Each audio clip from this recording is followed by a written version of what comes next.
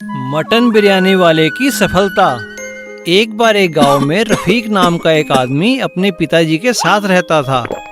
वह अधिक पढ़ा लिखा नहीं था, बस गांव में ही मजदूरी कर कर अपना और अपने पिता का पेट पालता था। एक दिन जब वह घर वापस लौटा तो उसके पिता ने कहा, अरे रफीक, क्यों सारा दिन इधर उधर घूमता रहता है, कुछ काम क्यों नहीं करता? नहीं पिताजी, मैं तो सेठ जी के यहाँ मजदूरी करने गया था। ये देखो, बदले में चावल और कुछ मटन मिला है।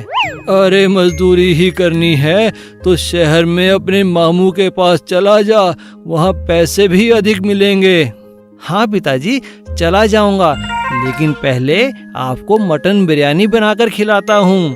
और दोनों खुश होकर मटन बिरयानी खाने लगते हैं। अरे बेटा, तूने तो बहुत स्वादिष्ट बिरयानी बनाई है। शुक्रिया पिताजी। और अगले दिन सुबह रफीक अपने पिता की बात मान शहर अपने मामू के पास चला जाता है। अरे रफीक, तुम कब आए और तुम्हारे पिताजी कैसे हैं? भाई, जब से मेरी बहन और तुम्हारी माँ हमें छोड़कर गई है, तुम लोगों ने तो आना जाना ही छोड़ दिया है। कहो, कैसे आना हुआ? वो मामू, मैं काम की तलाश में आया था। हाँ हाँ ठीक है, हो जाएगा काम का इंतजाम। पहले हाथ पांव धो लो और खाना खा लो। अरे इस पोटली में क्या है? क्या लाए हो गांव से हमारे लिए? कुछ नहीं मामू, थोड़ी सी बिरयानी है। अरे तो सोच क्या रहे हो, लाओ निकालो, मिलकर खाते हैं। और दोनों मिलकर बिरयानी खाने लगे।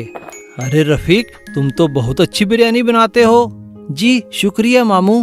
अरे तुम एक काम क्यों नहीं करते? काम ढूंढना छोड़ो और बिरयानी का एक ठेला लगा लो, मैं तुम्हारे लिए सब इंतजाम कर दूंगा।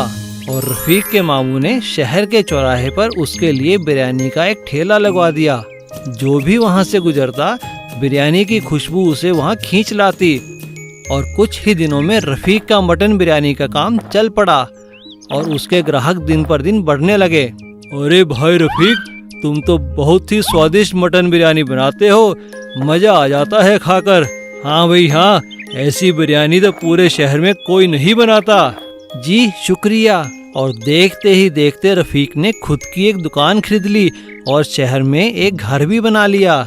इसीलिए कहते हैं, मेहनत ही सफलता की कुंजी है।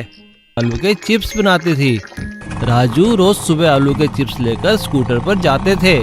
फिर वो शहर जाकर दुकानों पर चिप्स के पैकेट बेचते थे और जो भी चिप्स के पैकेट बिकते उन्हीं के पैसे लेते थे और बाकी जो चिप्स के पैकेट बचते थे उन्हें कूड़ेदान में फेंक देते थे। बाजार जाने के लिए उन्हें एक पुलिस चेक पोस्ट से गुजरना पड़ता था।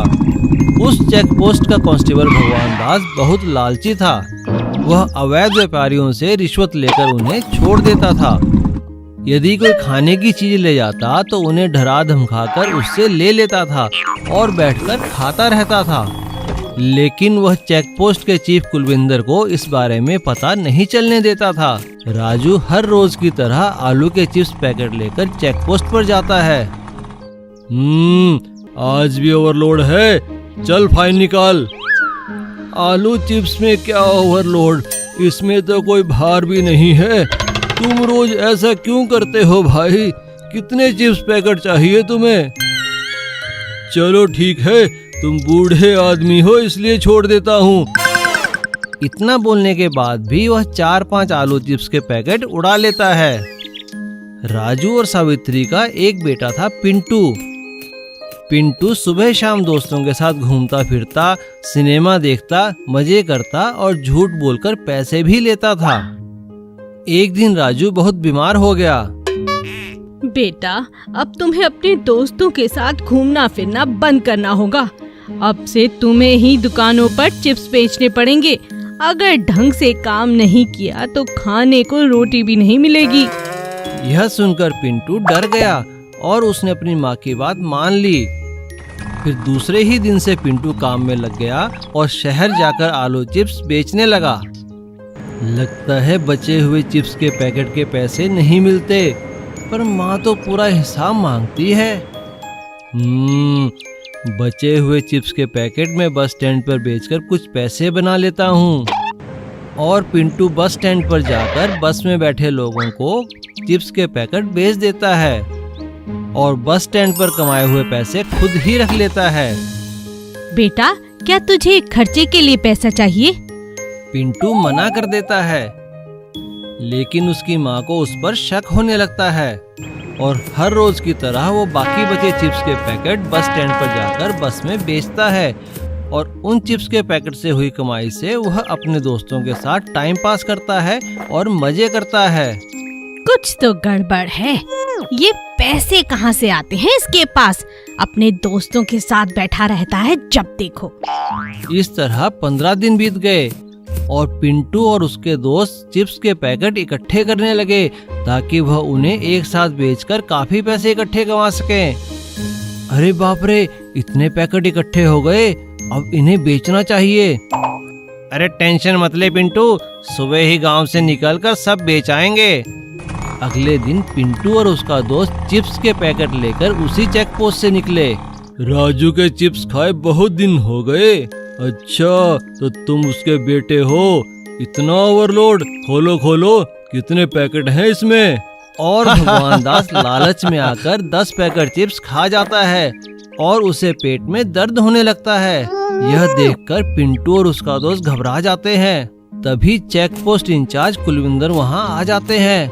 सर, अरे सर, मुझे बचाइए, मेरे पेट में बहुत दर्द हो रहा है।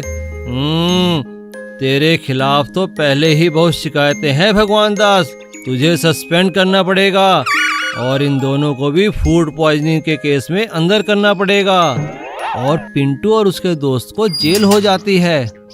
सीख, गलत काम करोगे तो जिंदगी में कुछ भी हासिल नहीं कर पाओगे। जादुई चाबी। एक जंगल में एक महल का खंडहर था। वहाँ कोई नहीं रहता था।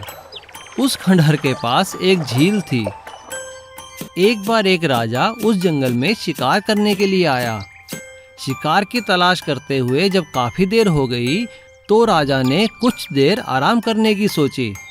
राजा एक पेड़ के नीचे बैठ गया। तभी राजा को दूर से झरने की आवाज सुनाई दी। अरे, लगता है यहाँ आसपास झरना है, चलकर देखता हूँ और पानी भी पी लेता हूँ। राजा झरने के पास जाता है। वहाँ उसे पेड़ के नीचे एक साधु बाबा बैठे हुए मिले। लगता है ये साधु बाबा ध्यान में मगन है, मैं इन्हें कुछ फल दे देता हूँ। राजा बाबा के सामने फल रख देता है, साथ ही झरने पर पानी भी पी लेता है और पत्तों का एक डूना बनाकर साधु बाबा के लिए भी पानी ले आता है। इतने में साधु बाबा आंखें खोलते हैं। राजन, तुम यहाँ किस कारण से आए हो? मैंने तो तुम्हें पहले यहाँ कभी नहीं देखा। बाबा, मैं शिकार के लिए आया था। शिकार तो नहीं मिला, पर पानी की तलाश में यहाँ आया और आप मिल गए। राजन, तुम मेरे लिए भोजन और पानी लाए हो, ये तुमने परोपकार का कार्य किया है। लेकिन तुम्हारे नगर में तो पानी की कमी है। यदि पानी की कमी ठीक करना चाहते हो तो मेरी बात मानो। हाँ हाँ जी बाबा, बताइए, मैं वो सब कुछ करूँगा जिससे मेरे नगर में पर्याप्त पानी हो। तो सुनो, इसी जंगल में एक बड़ा सा खंडहर है। उसके तहखाने में एक बड़ा खजाना है। खजाना? वो किसका है बाबा? वो खंडहर और वो खजाना मेरे परिवार का था, पर जब से मैंने संन्यास लिया है तब से वो खजाना वहाँ दबा पड़ा है।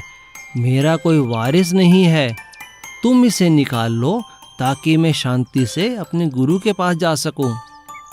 पर बाबा, मैं उस खजाने का क्या करूँगा? मैं चाहता हूँ तुम उस खजाने को लोक कल्याण के कार्य में लगाओ। इस झरने का पानी अपने नगर तक ले जाओ।